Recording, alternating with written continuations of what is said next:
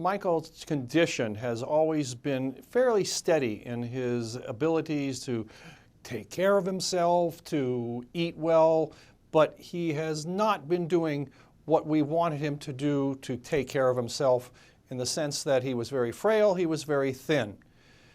He has been on medications for a great long time. If you will remember back to the time when he burnt his hair at the Pepsi commercial. He started using painkillers then.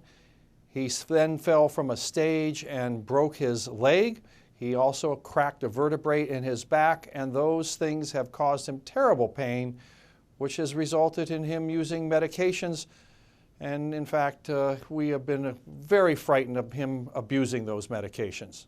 He has used them for a great long time, and I do not want to speculate as to what an addiction might be, but I have warned that the abuse of these medications were dangerous, and I have told everyone in this family that if one day Michael Jackson woke up dead, I would not be silent with my criticism as to what was happening with regard to those medications.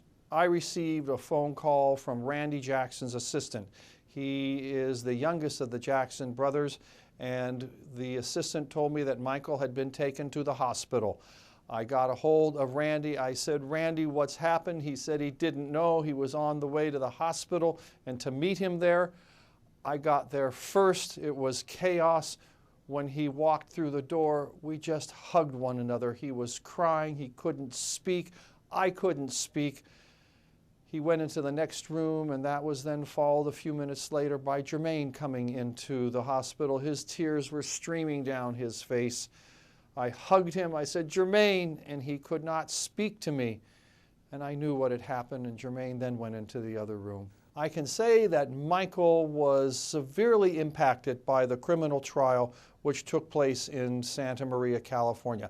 I was impacted, and the fact is that none of us will ever be the same, and we probably will not fully recover from those allegations, which were false.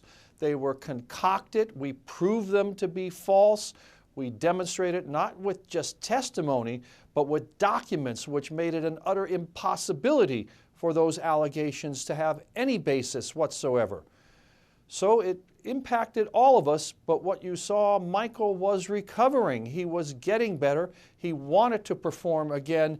He has an amazing constitution, and he was going to be okay and started smiling again, but now that won't happen.